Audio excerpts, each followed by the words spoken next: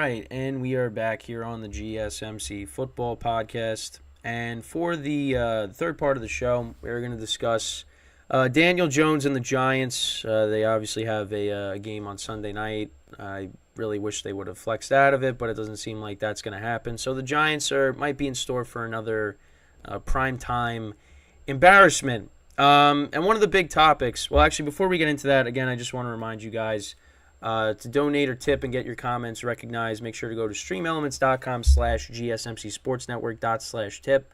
Again, that really helps the show. And then, of course, for bonus coverage materials that are not covered by this broadcast, make sure to go to patreon.com and search up GSMC Sports Network. So, yeah, the Giants. I really wish they flexed out of this game. I mean, this is going to be a rough game, and especially because Buffalo is coming off of that bad loss against Jacksonville. But, of course, it doesn't seem like that's going to happen. So, Giant fans and football fans in general are going to have to be subjected to the Giants playing on prime time once again and probably getting embarrassed again. Now, the main thing is, should they play Daniel Jones on Sunday? And for me personally, no. I really don't think he should. Now, he did go on the Kay Adams show, his weekly appearance on the Kay Adams show. I think it's like every Tuesday. And I think he said, he's feeling better, and he wants to play. And listen, of course he wants to play. But not even just from a player perspective, but from a human being perspective, I worry about this man's health. I mean, this is his second neck injury. Now, it's not as bad as the one he had a couple years ago, but that's a significant thing. And now you're going up against a team with a very good pass rush, and you have the worst offensive line in football. You got sacked. Well, you technically got sacked 10 times. The other sack again in the Seattle game, Paris Campbell was sacked. So technically, Daniel Jones wasn't sacked 11 times. Because I made a TikTok about that. But technically, Daniel Jones was sacked 10 times. But I really don't think he should play, and it really is just more so you had a neck injury. And guys just can't protect you. And now what if he gets seriously injured?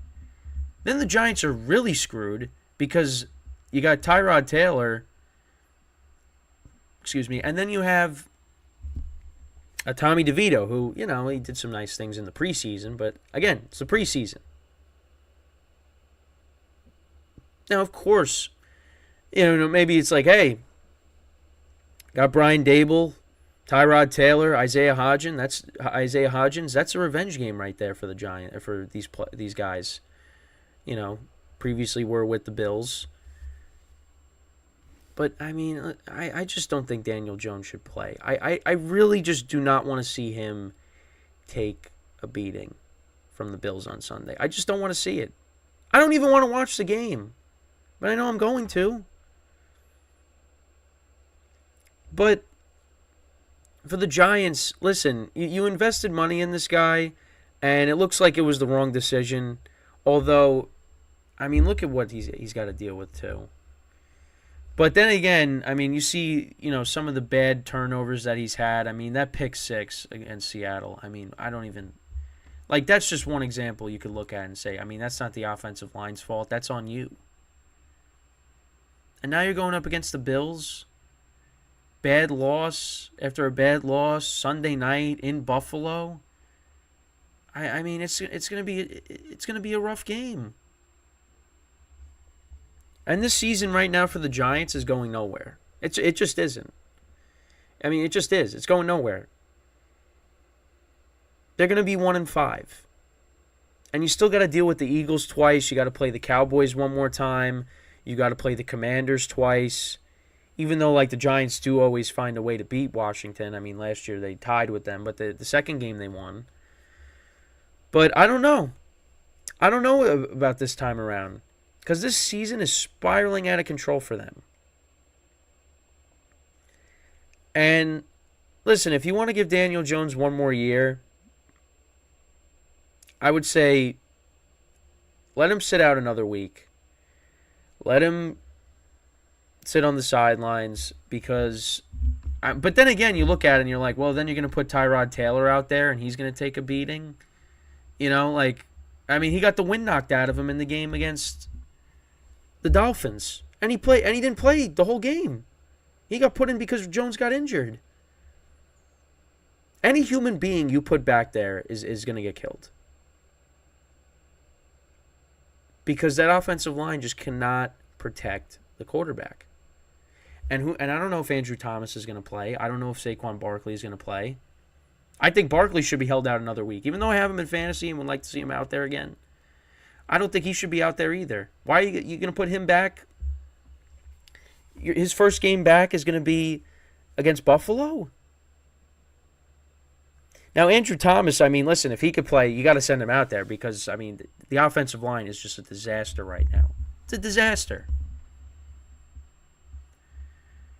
And it really just, for me as a Giant fan, it really just boggles my mind how it ever since the Super Bowl, and that year, that was like the 32nd ranked offensive line, or 30, whatever it was. And they won the Super Bowl that year. But you know what? What did they do in the postseason? They protected Eli. Ever since that Super Bowl, they have not gotten it right. Pick after pick after pick, they just can't get it right. I mean, you draft Justin Pugh, Weston Richburg, most recently, Eric Flowers, Shane Lemieux.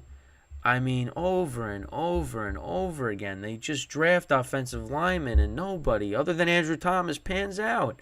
Now, John Michael Schmitz, I want to make sure I didn't stutter when I said that. He's still a rookie, all right. So we'll give him the benefit of the doubt. But Evan Neal, he's looked like a disaster.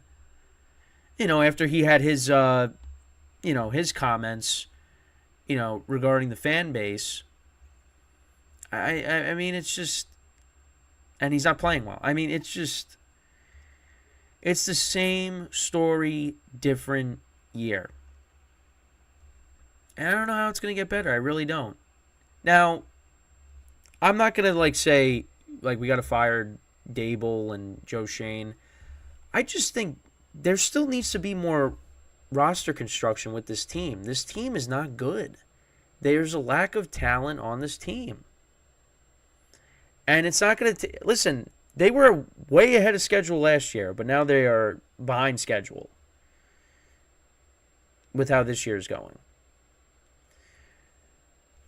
I mean, how many general managers, how many head coaches are they going to go through? I mean, they're on their way to having an even worse season than they did a couple years ago. And there's been a lot of bad years. 2017 was bad. 2021 was bad. I mean, yeah, you had, 7-9 finishes, 6-10. But those years were really bad. Last year, it looked like, hey, maybe this team is ahead of schedule. But it looks like they played way over their heads. It really does. It really does. Because they are just not competitive against any of these teams. I mean, now they're playing against teams that are like Super Bowl contenders, the 49ers, the Dolphins. And they're really not competitive. I mean, they got 3 turnovers against the Dolphins. They won the turnover battle, and they still lost by 2 scores. And they didn't score an offensive touchdown against the Dolphins. They got lucky that Tua gave them the football, and they threw an interception, and they ran it back 102 yards. And playoff contenders in general. I mean, Seattle, obviously one play kind of changed the whole complexion of the game because it could have been a one-score game, but it ended up not being that. Cowboys, not competitive. I mean, their only win is against the Cardinals, and they were getting blown out, and they came back. And the Cardinals are going to be one of the worst teams in football record-wise by the end of the year. So now you're playing the Bills. Another. Well, they're more of a Super Bowl contender than just a playoff contender. But I mean, what do you expect to do in that game? With that pass rush, forget it. I would sit Daniel Jones. I really would. I really would because he's going to get destroyed. Any quarterback that's back there is going to get destroyed. You know what? They should just do direct snaps the whole game. And just and because I mean, whoever's back there is going to get killed. And it's just crazy how we're going backwards. We're not progressing. They're not progressing. This offensive line, I mean, I really just don't understand. 3 general managers, 4 head coaches, and they still can't get that line right. They still can't. Jerry Reese to Gettleman to now Joe Shane, and it's still a disaster. I mean, it's just... I mean, I don't know what else to say. Obviously, we're going to have our pick segment on Friday. So you know where I'm leaning when it comes to this game. And it's unfortunate. I don't want to pick against the Giants. And listen, I hope the Giants somehow pull it off and they win. They prove me wrong, and maybe they go on this miraculous run. It's not happening. I don't see it. I really don't. They also just don't have the players. But again, also falls on roster construction too. Now, I'm not going to put all the blame on Joe Shane because he inherited a very bad roster. But listen, he drafted Evan Neal. What is he doing? It's been awful. He's doing nothing. So, you know, they got to figure stuff out. I saw something that said like La'el Collins, he went for a visit with the Giants, and also he's visiting with the Jets. I mean, the Jets kind of need help as well with Vera Tucker being out for the year, but I mean, at least the Jets' offensive line is, you know, competent somewhat. Giants, again, I said it yesterday, listening to the radio, you know, the host was like, they got backups playing for guys who stink. And it's like, yeah, they do. It's terrible. It really is terrible. What's going on right now? Bottom line is this: Daniel Jones should not play on Sunday. He just shouldn't. Let this guy get help. Let this guy rest for 1 week. Let the neck heal up. Don't let him go out there again. And the other thing, too, is, why do they take so long to pull some of these guys around the league? If you're getting blown out, take your guys out. Why are you doing this? I mean, it's week 1, 40-0, and he's still playing. Why? Why? Take him out. If it's 10-0 against the Bills on Sunday, I would take him out.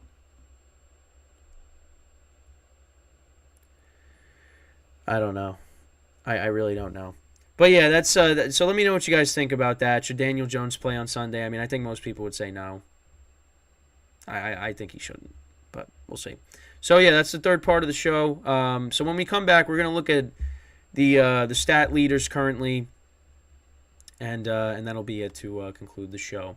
So stick around, and we'll be right back here on the GSMC Football Podcast.